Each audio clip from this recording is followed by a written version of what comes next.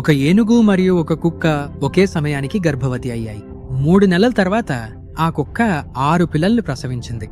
6 నెలలు గడిచాక ఆ కుక్క మళ్ళా గర్భవతి అయింది. 9వ నెలకి ఆ కుక్క 2 సార్లు 11 కంటే ఎక్కువ పిల్లల్ని ప్రసవించింది. అవి ఇప్పటికే వేగంగా పెరుగుతున్నాయి. 16వ నెలకి ఆ కుక్క ఏనుగుని దగ్గరకొచ్చి, "నువ్వు నిజంగా గర్భవతివేనా?" అని అడిగింది. ఏనుగు ఆగిపోయింది, ఆశ్చర్యపోయింది. "నువ్వలా ఎందుకు అడుగుతున్నావో?" ఆ కుక్క తన కనుబొమ్మను పైకి లేపింది. "ఎందుకంటే మనిద్దరం ఒకే రోజు గర్భవతులమయ్యాం. నేనిప్పటికే 3 సార్లు 11 పిల్లలు ప్రసవించాను. అవి పరుగులు పెడుతున్నాయి, మురుగుతున్నాయి, పెద్ద కుక్కలుగా మారిపోతున్నాయి. కానీ నువ్వు మాత్రం ఒక్కసారి కూడా ప్రసవించలేదు. ఇదేదో సరిపడట్లేదు." ఏనుగు ఆమె కళ్లల్లోకి చూసింది. తర్వాత దగ్గరగా వంగింది. "నా ప్రియమైనవాడా, నువ్వొక విషయం అర్థం చేసుకోవాలి. నేను మోస్తున్నది కుక్కపిల్ల కాదు, అది ఏనుగు. నాకు ఒక్కదాన్ని ప్రసవించడానికి 2 సంవత్సరాలు పడుతుంది. కానీ నా బిడ్డ భూమిపై అడుగు పెట్టినప్పుడు భూమి దాన్ని అనుభూతి చెందుతుంది. నా బిడ్డ రోడ్డును దాటిపోతే ప్రజలు ఆశ్చర్యంతో ఆగి చూస్తారు.